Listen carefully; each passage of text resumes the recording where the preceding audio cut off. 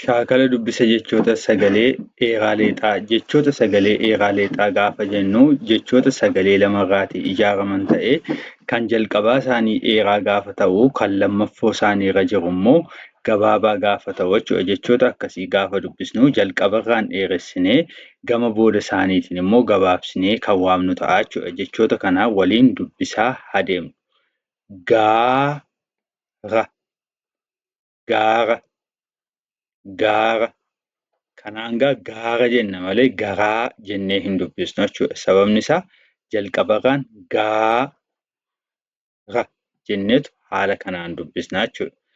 Gaala, gaala, daake, daake, tuuta, tuuta, rooba, rooba, huuba, huuba, kuuse, kuuse, faara, faara, qooda, qooda, fiige, fiige, loote, loote, qaama, qaama, jiila, jiila, haala, haala, baate, baate, gaafa, gaafa, toora, toora, waaqa, waaqa,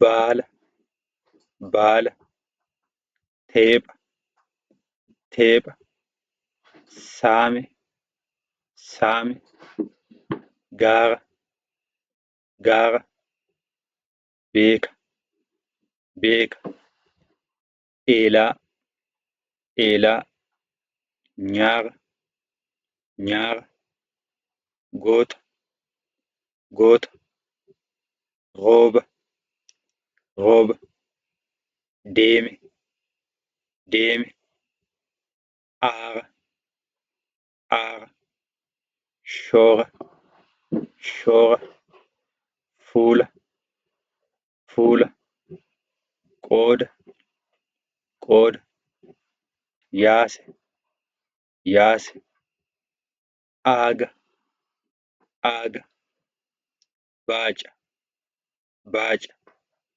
seera, seera, jiila, jiila, hooda, hooda, cooma, cooma, toora, toora, suuta, suuta,